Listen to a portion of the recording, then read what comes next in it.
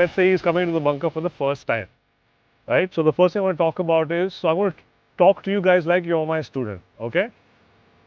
So right now we're in the bunker and it's a very unique shot. Why? Because this is the only shot in golf where we don't really try to hit the ball. We're actually trying to hit the sand behind the ball. That's how you get control. Now this is a greenside bunker. The bunker is located close to the green. And the club that we use is a sand wedge. The sand wedge is really designed for this shot because it has a slightly larger, what we call a bounce. So just so you know, this is called a bounce and this is called the leading edge of the club.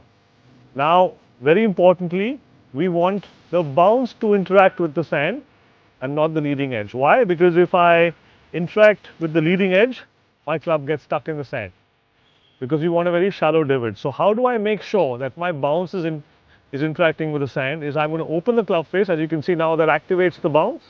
So the reason we open the club face is we activate the bounce, and then in my swing I got to make sure that the bounce is hitting the sand first and not the leading edge, right? Now in terms of the shot and the setup, we'd like to have the ball placed opposite your lead foot or opposite your lead shoulder, right? What that does is it kind of moves the low point into the right position. Now, low point is a bit of a technical term, but basically it's where the club reaches its lowest point of the swing arc.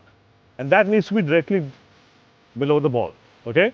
If you don't understand right now, it's fine. We'll come to that later.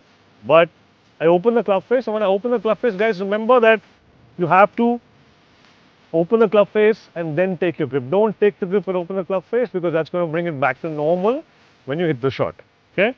So I've got the ball position now. I want to go a little wider with the stance. If you want, as a personal preference, you can dig your feet in. You don't have to do that. So I've got an open face now. There are two elements to this, and you must know that in the bunker, you have the maximum margin for error because you can hit anywhere from 2 inches to 5 inches behind the ball and you're going to get a good shot. So often you hear a lot of people tell you that you have to hit exactly 2 inches behind the ball. Nobody hits it exactly in the same spot 2 shots in a row.